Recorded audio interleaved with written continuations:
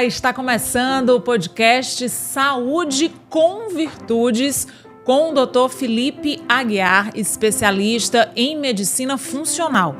Clarissa, saúde com virtudes, o que é isso? Isso tem a ver. E o que é medicina funcional? Isso tudo tem a ver, tenha calma que nós vamos explicar, quer dizer, ele vai explicar isso tudo agora. Né, doutor? É isso aí. Promete, né? É, e a gente começa bastante com um brinde de chá, porque o doutor disse que uma das coisas que ele gosta de tomar e de indicar aos pacientes é um bom chá, não é isso? É isso aí. Tintim. Tintim. Doutor, toma o seu gole de chá enquanto eu pergunto. Primeiro, você é especialista em medicina funcional. Antes de chegar no que é medicina funcional, queria que o senhor falasse um pouquinho do seu currículo, quem é o Dr. Felipe Aguiar, que chegou até a medicina funcional. Então, Clarissa, eu me formei há quase 20 anos, faço 20 anos de formado agora no próximo ano, e eu me formei com o sonho de tratar das doenças das pessoas. E durante muito tempo foi assim. Então, eu trabalhei em emergência, terapia intensiva, em consultório, saúde da família logo depois que eu me formei, até que eu comecei a trabalhar há 11 anos atrás com os cuidados paliativos. Então, o cuidado paliativo foi uma realidade que me trouxe uma outra visão da medicina, muito mais centrada na pessoa, em que eu tinha que ter um relacionamento direto com a pessoa, eu tinha que me expor pessoalmente no relacionamento com os pacientes, com a família. E aquilo me abriu os olhos para a essência da medicina que eu vinha percebendo que estava perdida na nossa prática cotidiana. Esfriando, né? Um dia desses eu estava assistindo, rodando aí pelas redes sociais da vida, e eu vi uma profissional assim bem renomada falando que alguém perguntando para ela o que você diria de principal para alunos, né, que estivessem se formando em medicina. Aí ela falou, olhem para os seus pacientes, enxerguem os seus pacientes. Porque, como o senhor falou, isso está se perdendo, o básico de olhar, de enxergar de verdade, né? Até o simples olhar, né? Porque tem alguns momentos que você chega no consultório, nem o olhar visual realmente acontece. Fica só ali no computador, preenchendo formulário, vendo o exame. E o olhar mais profundo ainda, o olhar na alma, nem se fala. Exato. Eu diria olhar, escutar e tocar na vida do paciente. Não só no paciente, fisicamente, mas na vida do paciente. Mas a grande dificuldade disso é que para tocar e ver e ouvir a pessoa, você precisa se expor, você precisa estar disposto a cuidar, se dedicar mesmo àquela pessoa, né? Se sacrificar pelo bem daquela pessoa. Ou seja, precisa amar aquilo que a gente está fazendo, amar cuidar da outra pessoa. E eu redescobri essa dimensão da medicina quando eu comecei a trabalhar com cuidado paliativo. O que é o cuidado paliativo para quem não conhece? Eu imagino que, como leiga, que cuidado paliativo é quando aquele paciente já está perto de morrer, e aí você me corrige, tá? Tá. E que não tem mais um tratamento que vá curar. Pode manter ou melhorar a qualidade de vida, mas não tem mais possibilidade de cura. É isso? É isso também. É um cuidado que abrange isso, mas ele acaba se expandindo mais, mesmo naquelas situações em que o paciente está se submetendo a um tratamento, mas que é uma doença grave, ameaçadora da vida. Os tratamentos nessas circunstâncias normalmente são agressivos, causam um adicional de sofrimento. Então, o cuidado paliativo é aquele cuidado que chega para acolher a pessoa, cuidar para que a pessoa passe por essa trajetória da maneira mais tranquila, mais confortável possível. E acolher a pessoa como um todo. Mas é um momento, é um paciente, quando você diz que começou a trabalhar com cuidado paliativo, significa que você começou a tratar só com pacientes muito, muito graves. Exato. Eu já cuidava de pacientes muito graves no hospital e comecei a cuidar com este olhar dentro do hospital, especialmente. Então, essa maneira de cuidar que resgata aquilo que é a essência da medicina me resgatou também o amor pelo cuidado, né? E foi nessa época também em que eu redescobri, na verdade, eu diria que eu descobri os tesouros da tradição e da sabedoria católica. Então foi um ano assim muito rico em que eu tive esse contato com o cuidado paliativo que me relembrou a essência da medicina. Eu tive uma descoberta dessa sabedoria católica que para mim estava escondida. E Você também, já era católico, mas era aquele católico não praticante? eu era meia boca. Como é que é meia boca? Eu não Será que é praticava. tipo eu, que digo que sou católica, rezo, quero que, né, Deus esteja comigo, mas não estou indo para a missa? O meia boca que eu chamo é assim, não que eu não tenha deixado de ser muito meia boca não, mas você ser católico é você procurar viver aquilo que você crê. Na realidade, né? No dia a dia, não só ali dentro da igreja. E é uma luta para a vida inteira. Né? E essa é uma luta que não se acaba até o último suspiro. Então ninguém pode dizer que já está fazendo tudo, que já atingiu a perfeição nessa vida. Eu sou mais do que meia boca, então, né? Porque, né? Se eu disse que nem para missa eu estou indo, eu não devia nem estar fazendo esse podcast. Mas nós vamos Quem chegar sabe lá. é para me converter, não é? Tudo isso foi feito para isso. Deus se aproveita de tudo. Todas as circunstâncias estão dispostas pela providência para o bem de todos nós, né? Já diz na São Paulo, fala, tudo concorre para o bem daqueles que amam a Deus. Sim. Então, se nós temos essa disposição, tudo vai se ordenando para isso. Ele vai nos conduzindo por caminhos, às vezes, bem tortuosos e surpreendentes, muitas vezes. Eu sou testemunha viva disso. Assim, então, você era um católico, mas não da forma como achava que deveria. Fui criado como católico, mas eu não lutava para encarnar na minha vida aquilo que eu professava crer. Né? Mas nessa época eu também descobri essa realidade, né, o que é de fato a doutrina católica, o que é de fato ser católico. Né? E eu tive um senso de urgência muito grande, porque trabalhar com cuidado paliativo me fez ter contato com a finitude, com a morte, cotidianamente. Muitas vezes eu estava no quarto do paciente no momento exato em que ele falecia, junto com a família, confortando o paciente, confortando a família. Então, isso é uma experiência que é impossível não lhe mudar por dentro. E isso tudo aconteceu ao mesmo tempo na minha vida. Então, desde essa época, eu procurei me aprofundar e entender, mas o que é de fato ser católico? O que é de fato ser um médico católico? Doutor, vou te interromper de novo. Mania de jornalista. Mas teve algum momento, não sei se você se lembra, teve algum momento que foi o start, porque ou foi mesmo esse movimento todo, né? Ou teve um paciente específico, um questionamento específico de um paciente na hora da morte que te incomodou mais e fez começar a ir atrás? Não, uma coisa específica foi ver a atuação da colega que é minha mestra, minha mentora no cuidado paliativo, que é a doutora Inês Melo. Quando eu a vi cuidando do paciente nessa circunstância, ali eu vi o que é um médico de verdade cuidando do paciente, né? Com o coração na mão, com sinceridade, querendo de fato o bem da pessoa, né? Se sacrificando para que a pessoa ficasse bem. Então, eu acho que esse aí foi o start. Foi um start, foi uma experiência transformadora para mim. Né? E com os pacientes foram vários. Aí eu me lembro agora assim, de várias situações e todas elas, de alguma maneira, foram cristalizando esse desejo em mim, sabe? De ser um médico melhor, um médico de fato. Né?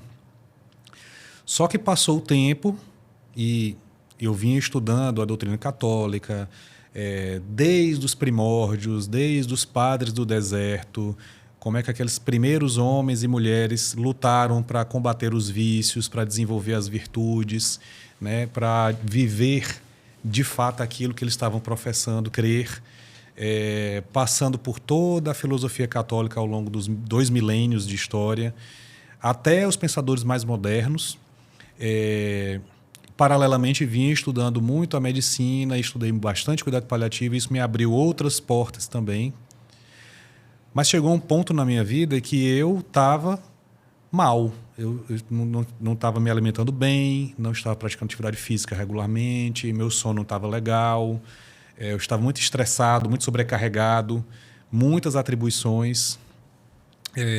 Uma das consequências desse movimento de tentar viver uma vida de fato católica foi que eu e minha esposa, vimos que seria necessário nos abrirmos à vida, né? Então, tivemos 4 filhos nesse tempo. Nossa Então filha... também não foi em um ano, né? Tudo mudou. Para ter 4 filhos, pelo menos 4 anos. Foi um por ano. Não, foi... A Vitória nasceu nesse mesmo ano. Foi um dos elementos também em 2013. Depois veio o Miguel, em 2016. Depois veio o Bento, em 2019, mas nós perdemos ainda durante a gravidez. Depois veio a Catarina, em 2020. E, finalmente, a Maria, em 2022. Né? Então, isso me colocou 2 questões. Primeiro, a necessidade de eu dar conta de tudo isso. Eu precisava dar conta do meu trabalho como médico, eu precisava dar conta do meu relacionamento com a minha esposa, eu precisava dar conta do meu relacionamento com os meus filhos e de várias outras coisas. E eu vi que eu precisava estar muito bem fisicamente para poder dar conta disso de maneira perfeita. Para mim não bastava só ir para o hospital e atender os pacientes, ou só estar em casa com minha esposa e com os meus filhos. Eu precisava estar bem em todas essas situações, né? Eu precisava estar na minha melhor forma. Presente de verdade, né?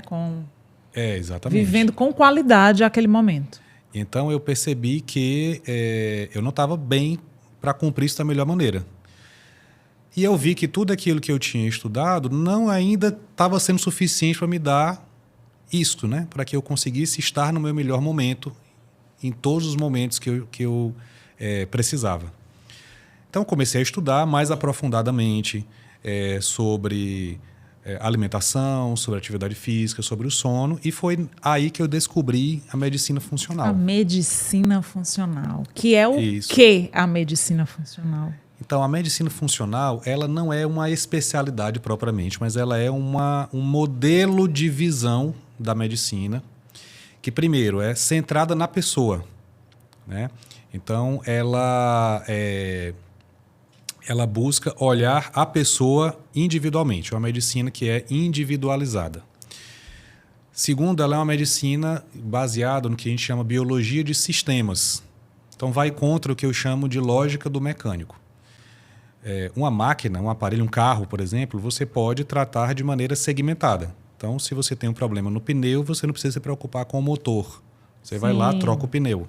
Se você está com um problema no ar-condicionado... Indo para a gente. Se eu estou com dor de barriga, eu não preciso saber se eu fiquei nervosa, se eu briguei em casa, se o cinegrafista Adriano, hoje de manhã, me deu uma raiva no estúdio, que aí fez eu chegar em casa à tarde com dor de barriga. Claro que ele nunca faria isso. Né? Não precisa analisar isso. Toma o velho elixir parigórico, nem sei se existe ainda, e acabou-se. Exato. Essa é a lógica do mecânico. Só que isso funciona para máquinas. O nosso organismo ele é muito mais rico e muito mais complexo do que uma máquina. E nós somos muito mais do que o nosso organismo físico.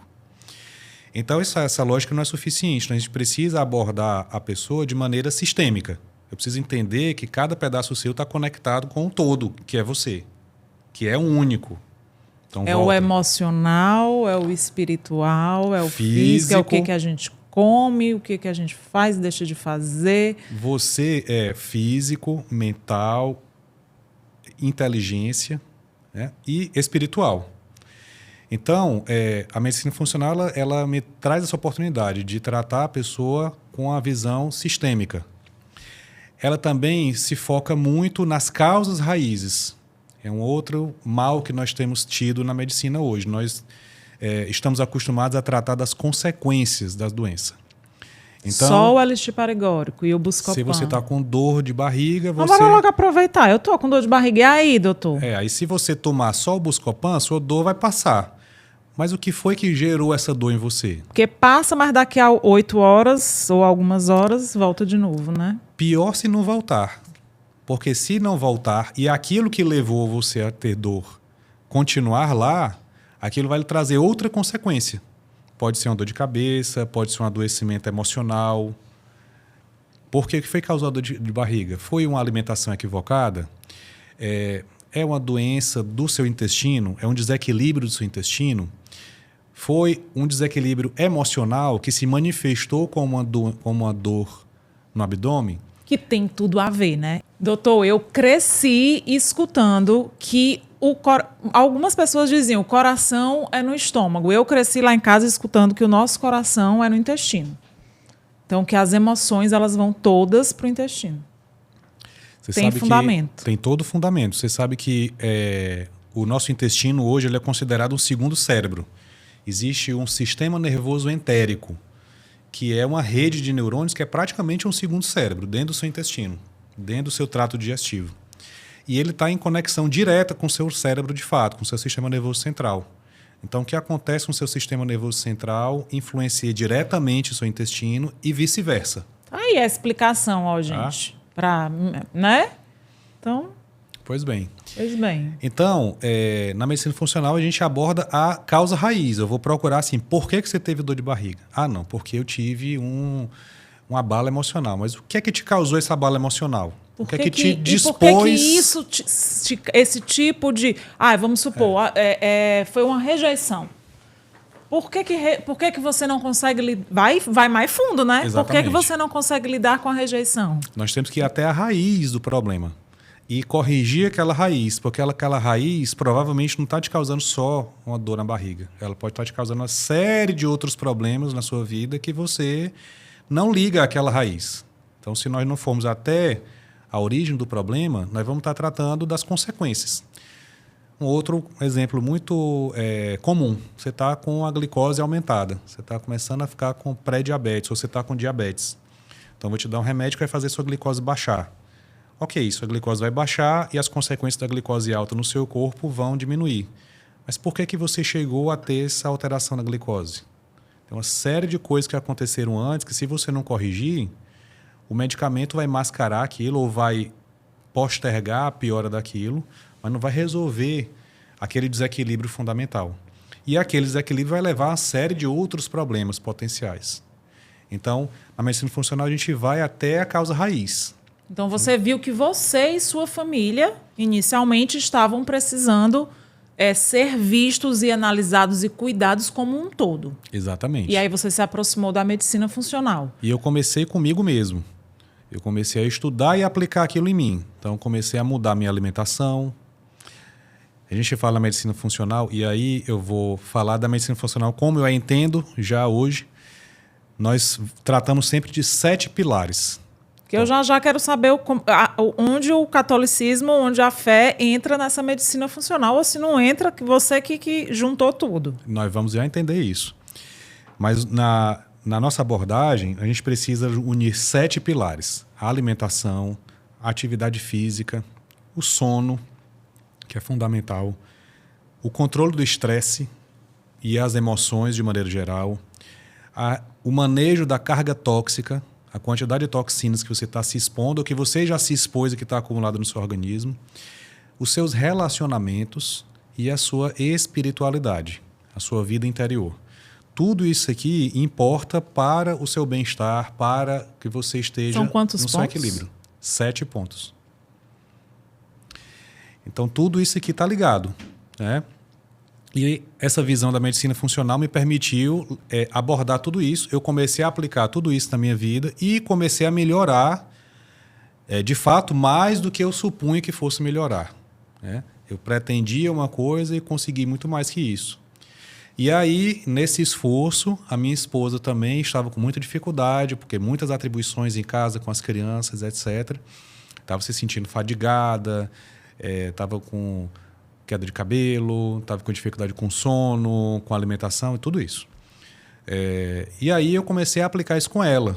E ela melhorou mais ainda do que eu tinha melhorado. Para ela foi uma transformação mais profunda do que tinha sido para mim. Ela foi o seu primeiro caso de sucesso. Ela, de fato, foi. Ela é minha paciente modelo. No próximo você a traga, né? Na próxima eu trarei. Ela está aqui só representada. Só na foto, mas né? Não vale, porque ela não pode falar aí. Na próxima eu quero ver o testemunho. Vou trazer para ela fazer o testemunho, porque de fato foi uma transformação grande, assim. E uma coisa interessante é que as pessoas normalmente só percebem o quanto estão mal depois que melhoram.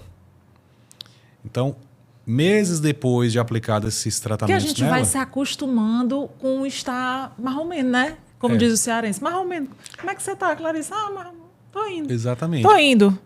Olha, se você ver a quantidade de memes que tem na internet sobre fadiga hoje, é uma coisa extraordinária. E já virou meme porque, assim, o que vira meme é o que já normalizou, né? Então, assim, a gente hoje acha... Fadiga, estresse, cansaço, Você já acha problema normal. psicológico. Tem aquelas piadas que diz que se você acha que não tem problema psicológico, se você está bem, você não é normal. Exatamente. Porque o normal é você estar estressado, cansado, doente, com problema psicológico. Já virou meme, né? E nas rodas, é o que normalmente essa conversa ela é universal Comum, hoje. Né? Todo mundo tá... Não, eu não estou me alimentando bem, e é normal, estou fadigado. Todo mundo tem na bolsa ou um Rivotril, ou um Lexotan, ou uma cachaça... Normalmente hoje eu vou dizer qual é ou um cigarro. A receita básica hoje é um Venvance para acordar e o Rivotril para dormir. E segue a vida. E segue a vida. Café para manter o dia, para combater a fadiga. Muito café. O que eu quis dizer, eu estou lembrando dos vícios, né? Mas é sempre algum vício para... Exato. E tá todo mundo achando que é normal viver assim, né? Viver com fadiga, viver irritado... viver com o Adriano não vive assim, viu? Eu gosto sempre de falar do Adriano, por quê? Porque, para mim, ele tá hoje assim abatidozinho, mas por outros motivos que não vêm ao caso. Mas o Adriano, doutor, ele é um exemplo. Porque, pense, trabalha o dia todo, mas chega à noite, não deixa a atividade física com a esposa. Às vezes ele diz que está acabado, detonado, não quer mais fazer nada, saiu daqui, o último podcast terminou não sei que horas da noite, chega em casa, a mulher diz, vamos para academia? Aí ele, bora, bota o tênis e vai. Eu sempre digo que a atividade física você não precisa... Aliás, atividade física você não deve ter disposição para ir. Você vai fazer atividade física para buscar disposição. O dia que você está mais indisposto é o dia que você mais precisa ir. Porque lá você vai recuperar a disposição que você perdeu. E é verdade, Adriano? Tu vai hoje? Acho que não. É imediato. Você começa difícil, depois de 15, 20 minutos lá, você vê a vida voltar ao seu corpo gradativamente. Sim. Né? Então, esse buscar as causas raízes... Você estava falando que aí a sua modelo, ó, a sua esposa foi o seu caso de sucesso. Porque você melhorou e ela também melhorou. Ela melhorou muito. Muito. E aí ela me fez um ultimato. Né? Porque eu ainda estava assim, reticente em tratar de mais pessoas dessa maneira. Eu estava muito confortável lá na minha prática hospitalar, e trabalhando com o que eu sempre estava fazendo. Mas o ultimato que ela me deu foi, eu disse, olha, o que você melhorou, o que você me fez melhorar, esse conhecimento que você conseguiu adquirir com o estudo da medicina funcional, com a sua experiência como médico, a sua experiência como clínico, como paliativista, tudo que você já estudou no âmbito da filosofia e da doutrina católica, e conseguir unir tudo isso, você não pode ficar só para nós. Isso não pode ficar só para nós. Você tem que levar isso para outras pessoas, você tem que levar isso para o consultório, você tem que divulgar esse conhecimento, porque a vida que a gente está levando é normal. Embora, como está todo mundo vivendo assim, né, acaba que todo mundo acha que é normal viver assim, quando não é. Então está todo mundo infeliz, de fato, todo mundo sofrendo e conformado com esse sofrimento, mas a gente não pode se conformar com isso. Eu, como católico, como cristão, não posso me conformar em ver as pessoas sofrer e não fazer algo a respeito, né? E não procurar fazer o meu melhor para que as pessoas sofram menos. E aí ela te deu esse ultimato para você passar isso a tratar os pacientes com essa visão. Exato. Mas e aí o catolicismo entra como? Então, aí a visão católica ela me ajudou fundamentalmente a entender 3 coisas. Primeiro, como combater os vícios nessas desordens na nossa vida. Isso tem uma tradição dentro da igreja que os santos ensinaram desde os primórdios da igreja, riquíssima a esse respeito. E também como desenvolver as virtudes, como nós não nos contentamos só em combater os vícios, mas em crescer como pessoas, né? Nos tornar pessoas de fato melhores. E principalmente entender... Bom, eu sou médico, eu trato de pessoas, mas o que é uma pessoa, o que é um ser humano, de fato, de maneira integral, né? Eu precisava ter clareza nessa resposta para entender como tratar dessa pessoa. Eu faço sempre analogia. Na medicina, na minha época, pelo menos há 20 anos atrás, a gente estudava a medicina numa sequência. Primeiro, a gente passava 2 anos estudando tudo que é normal no ser humano. Então, a gente estudava anatomia, fisiologia, histologia, embriologia, bioquímica, biologia celular. Enfim, entender como é que funciona o corpo humano, normal. Para depois a gente passar mais anos entendendo como é que esse corpo normal adoece, quais são os processos que levam ao adoecimento, para finalmente entender como tratar desse adoecimento, né? Essa era uma sequência que a gente seguia, que era a sequência tradicional na medicina, né? Só que numa visão limitada do homem, porque entendendo o homem só como um corpo. Mas eu queria entender de maneira mais profunda o que é o ser humano. Então, a sabedoria católica me trouxe isso. Inclusive trazendo conhecimentos que vieram lá da Grécia Antiga, né? Nós herdamos da filosofia grega um conhecimento muito profundo sobre o que é o ser humano, né? Então, para falar bem brevemente, para não esticar o assunto da filosofia, o Aristóteles nos ensinou que para conhecer qualquer coisa nós precisamos conhecer as causas. E as causas eles diziam que são 4. A causa eficiente, a causa formal, a causa material e a causa final. A causa eficiente é aquilo que fez aquela coisa aparecer. Então é importante a gente entender que nós não somos frutos do mero acaso. Cada ser humano específico, individual, ele é fruto de uma decisão amorosa de Deus. Nós somos criaturas de Deus. Então ele nos criou com uma decisão livre e amorosa. Então saber que você não é fruto do mero acaso, mas que é fruto da decisão amorosa de Deus mesmo, ele quis, né, que você existisse. Faz muita diferença em entender quem é você, de fato. Segundo, que a causa formal e a causa material, no ser humano é mais fácil de entender. A causa material é o nosso corpo. E a causa formal é o que nós entendemos como a nossa alma. Só que é uma coisa importante entender que, na visão católica, corpo e alma eles formam uma unidade. Você não é uma alma presa dentro de um corpo. Você é uma unidade. Você é o seu corpo e a sua alma. Então, tudo que acontece no âmbito do corpo influencia sua alma e vice-versa. Então, para que você tenha saúde integral de fato, a gente precisa tratar desta realidade integral. E, finalmente, é importante entender que tudo isso tem uma finalidade, que Aristóteles chamava de causa final. Qual é a finalidade do ser humano, afinal? A finalidade de todo ser humano é conhecer e amar a Deus. Mas a finalidade de cada ser humano em particular é a maneira como essa pessoa vai conhecer e amar a Deus. E para que ele consiga fazer isso, ele precisa ordenar as outras causas. Eu preciso ordenar a causa material e a causa formal. Eu preciso ordenar o meu corpo e a minha alma para, na minha vocação, na minha circunstância particular, eu conseguir, de fato, amar, conhecer e amar a Deus. Está tudo equilibrado para que isso realmente aconteça. Exato. E a igreja ensina que para isso nós precisamos da graça. Mas ela também ensina que a graça ela não destrói a natureza. Ela supõe a natureza e eleva, aperfeiçoa a natureza. Ou seja, Deus quer que nós cooperemos com essa obra. Então, para isso, nós precisamos ordenar corpo, alma, com uma finalidade. E essa finalidade concreta é aquilo que só você pode fazer, sempre diz respeito ao que você pode fazer na vida dos outros, de outras pessoas. Essa finalidade ela nunca fica em nós mesmos. O bem ele tende a se difundir. A expandir, né? Dizia a se doar. O pseudo Dionísio Areopagita, que é um clássico da espiritualidade católica também. O bem é difusivo de si. Então, o bem ele tende a se comunicar, se transmitir para outras pessoas.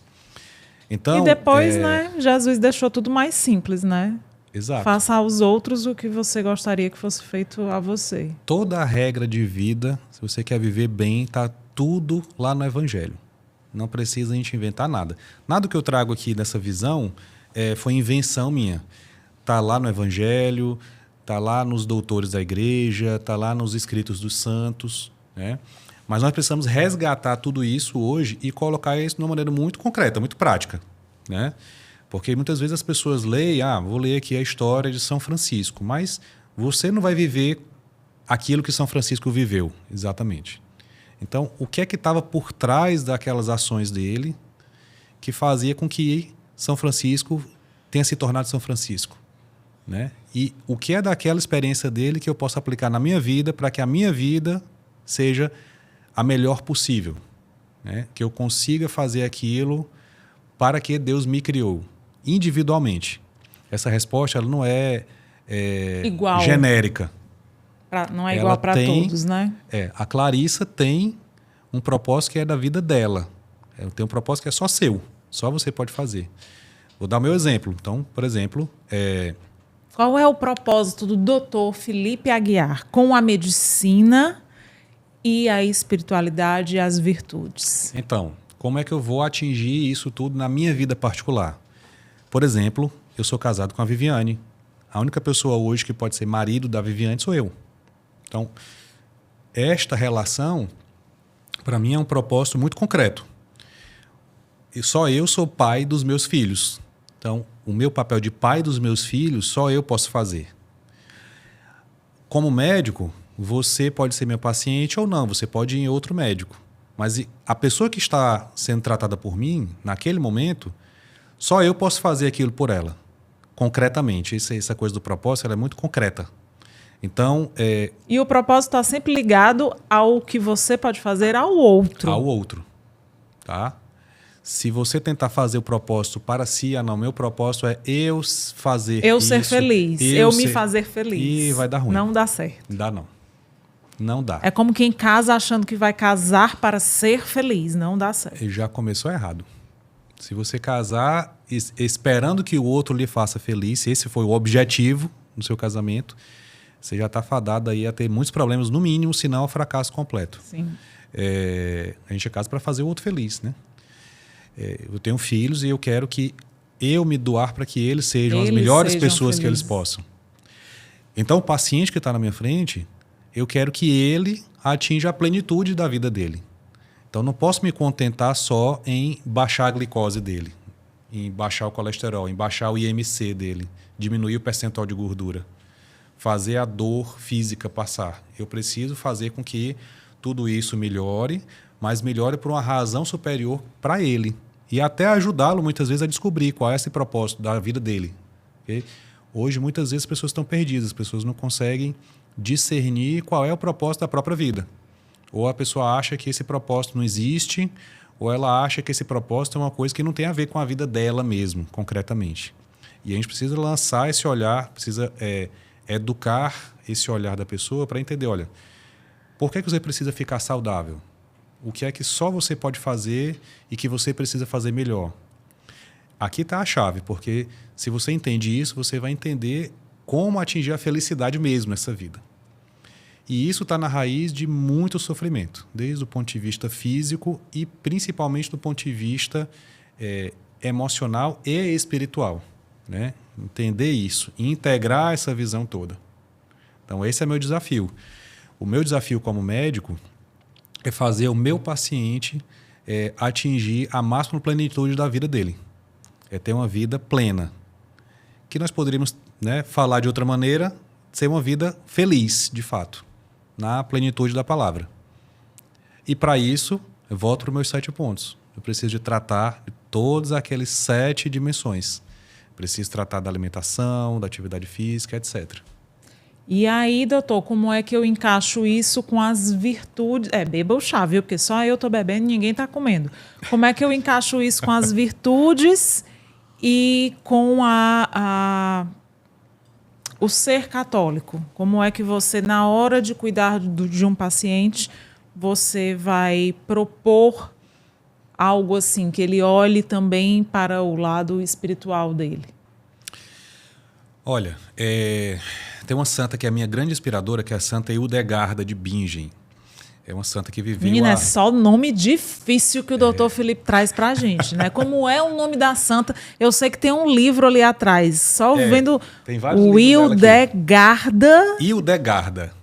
Hildegarda. Santa Hildegarda viveu há 900 anos atrás, no interior da Alemanha, mas foi uma santa de uma sabedoria extraordinária.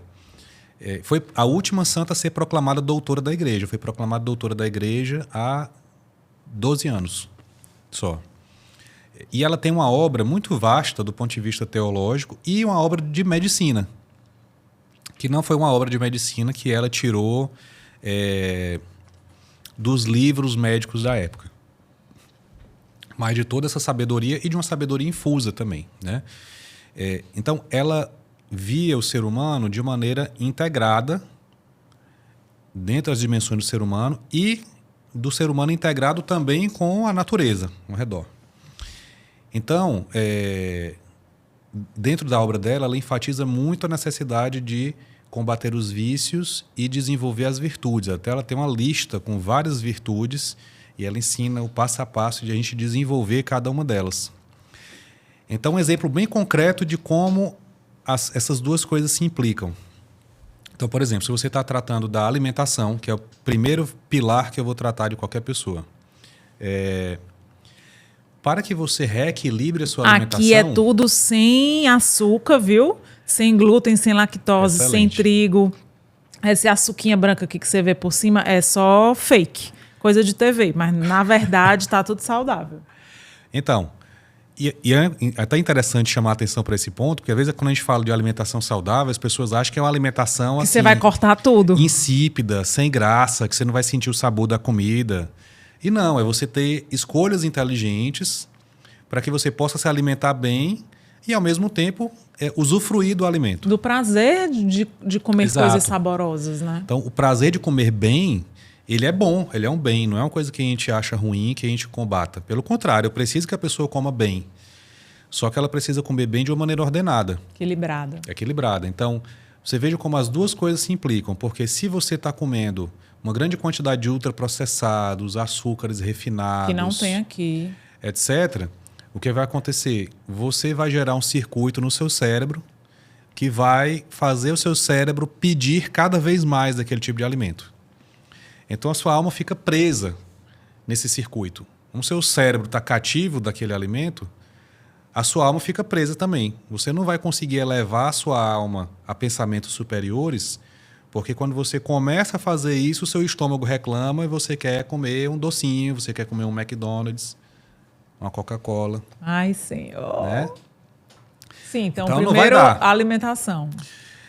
Ao mesmo tempo, para desenvolver a virtude da temperança, que é esse relacionamento equilibrado com os prazeres físicos, a começar pela alimentação, quando você desenvolve a temperança, você consegue se alimentar de maneira mais equilibrada também. Então, esses apelos você sente, mas você lida bem com eles e você come essas coisas de maneira equilibrada, pontual, sem exagero, sem cair no vício. Então, uma coisa está alimentando a outra, porque se você tiver com a alimentação desregrada, você vai ter dificuldade de desenvolver a virtude. Se você não desenvolver a virtude, você não vai conseguir reequilibrar a sua alimentação. Então, eu preciso trabalhar esses dois elementos ao mesmo tempo. Eu preciso trabalhar... A alimentação e a minha temperança. Lhe orientar como se alimentar bem, mas eu preciso lhe orientar em como desenvolver a temperança. Eu vou até anotar aqui as virtudes. Temperança. Será que vai nesse guardanapo? Vai. Temperança. Aí. As 4 virtudes clássicas, né, que a gente chama as virtudes cardeais, que são as virtudes que são eixos para todas as outras. É a temperança, a fortaleza... Vixe, Maria, eu acho que eu não tenho nenhuma. A justiça... Justiça, eu acho que eu sou justa. E a prudência. Vixe, Maria. Adriano Prudente. A prudência hoje é o que nós chamaremos de sabedoria, né? A sabedoria, Sim. Classicamente, é uma coisa muito superior a isso. Temperança, fortaleza, justiça e prudência. 4 virtudes. Exato. E a gente precisa desenvolver tudo isso. Porque, por exemplo, para se alimentar, como eu disse, bem, você precisa desenvolver a temperança. Para se manter perseverante na atividade física, para aceitar o sofrimento, a dor que é você começar a fazer atividade física, a dor que é você aumentar o peso na academia, ou você correr um pouco mais. Começar a atividade física já é uma dor que eu estou correndo longe dessa dor fazem só 41 anos. Pois bem. Pois bem, estou bem errada. Porque eu não tenho nem temperança, nem fortaleza, nem a prudência. Só a única virtude, talvez, que eu tenho é a justiça. Ou seja, eu estou totalmente desequilibrada nesses 4 pilares. E é para isso que a gente está aqui, para trabalhar todos esses equilíbrios, né? Porque isso vai libertando a sua alma para você fazer mais, né? Para você ter uma vida mais plena, mais realizada. Então, para trabalhar a atividade física, por exemplo, eu tenho que trabalhar a fortaleza. Eu tenho que trabalhar a perseverança, a capacidade de você continuar fazendo o que você tem que fazer, mesmo às custas de sofrimento. Mesmo sem querer, mesmo sem gostar, mesmo sofrendo, mesmo doendo. Né? Isso é a virtude da perseverança, que é uma virtude que é anexa à da fortaleza. Vixe, essa é a que lembra como é? Boletim de antigamente das crianças pequenininhas? Sim. Verde, amarelo e vermelho. Uhum. Essa virtude aí da fortaleza, eu já vi que é o que eu tô. As outras eu acho que eu tô no amarelo, mas a da fortaleza é no vermelho. Dá para sair do vermelho pro verde? Dá para sair do vermelho pro verde maravilhosamente. Até um verde com louvor. A chave para isso... Mesmo com mais de 40, mais de 50, mais de 60 anos? Eu comecei meu processo todo com 40. Então, e eu estou hoje, eu diria assim, numa condição física e emocional, eu diria que é a melhor que eu já tive na vida, aos 43. Né? Então é perfeitamente possível, não tem idade para isso acontecer. É claro que quanto mais tempo a gente esteja passando longe dessas sobrecarregando o nosso também, corpo, sobrecarregando a nossa alma e imersos nesses vícios, demora um pouco mais de tempo para a gente corrigir tudo isso. Mas o nosso corpo, o nosso organismo, ele é muito... adaptável? Ele é muito propenso a se corrigir. Então, mesmo que você faça 40 anos se alimentando mal, sem fazer atividade física, dormindo mal, etc., com alguns meses de ajustes no seu estilo de vida, você corrige uma grande parte disso. Né? Diria que com 1, 2 anos a gente reverte quase tudo o que foi uma consequência, às vezes, de 40, 50 anos de uma vida desequilibrada. E aí a fé e a igreja me ajuda a viver essas virtudes e, assim, ter uma vida mais saudável também. Com certeza. Primeiro, porque ela vai lhe fazer entender quem é você, de fato. E você não é só um corpo ambulante, você não é só um amontoado material que está andando por aí e um dia vai se acabar e pronto. Você é muito mais que isso. Eu diria que é infinitamente mais que isso. E que, portanto, a sua vida tem um valor também infinitamente superior a isso. Então, essa é a primeira coisa que a igreja vai lhe ensinar. Segundo, ela vai lhe dar os meios para você entender como caminhar para cumprir a sua vocação particular. Por exemplo, a fortaleza. O que na fé me ajuda a ter fortaleza? É o terceiro ponto, que é a ajuda da graça. Porque à medida que você entende que você tem uma vocação particular que é só sua, e o cumprimento dessa vocação é que vai lhe fazer de fato ser feliz, e que você tem meios de desenvolver essas virtudes, né? Através dos jejuns, através das orações, através das mortificações, que são você fazer coisas que são desagradáveis, você se acostumar com o desconforto, pequenos desconfortos ao longo do dia que você faz de propósito. Vou dar um exemplo particular, assim, eu detesto beterraba. Eu não gostava nem que minha esposa comesse beterraba ao meu lado, porque eu não queria sentir o cheiro da beterraba. E aí, descobrindo tudo isso, agora eu como beterraba todo dia. Né? Por quê? Porque eu precisava ter essa parcelazinha de desconforto para me acostumar a lidar com esse desconforto e aquilo não ser um fator que me causasse uma paralisia, que não me deixasse sem fazer aquilo que eu preciso fazer. E aí você vai exercitando isso. todo esse desenvolvimento das virtudes tem muita analogia com o desenvolvimento físico. É como na academia.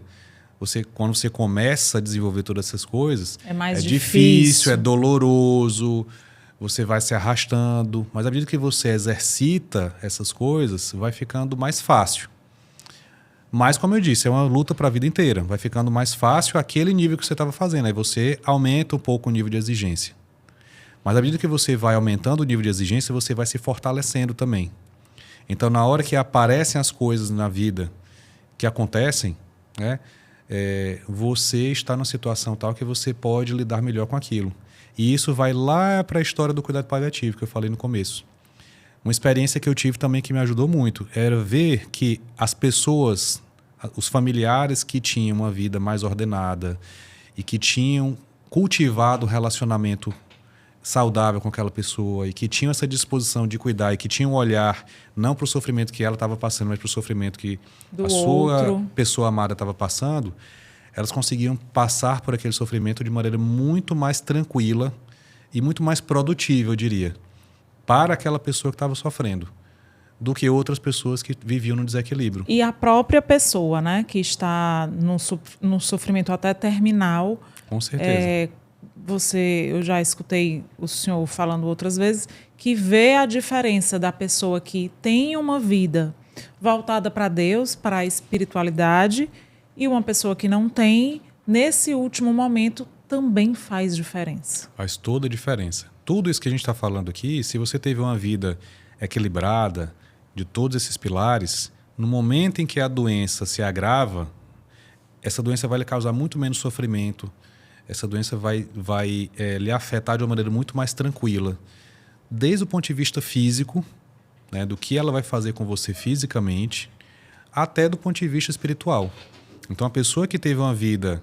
As pessoas que eu cuidei, que tiveram uma vida mais dedicada aos outros, foram as pessoas que tiveram um momento final de vida muito mais tranquilo. As pessoas que estavam mais centradas em si, tiveram uma vida mais desequilibrada do ponto de vista de todos esses pilares. Eram pessoas que se alimentavam mal e etc. E tiveram um final de vida muito mais sofrido para si também. Porque naquele momento a gente é confrontado com o que importa na vida de fato, né?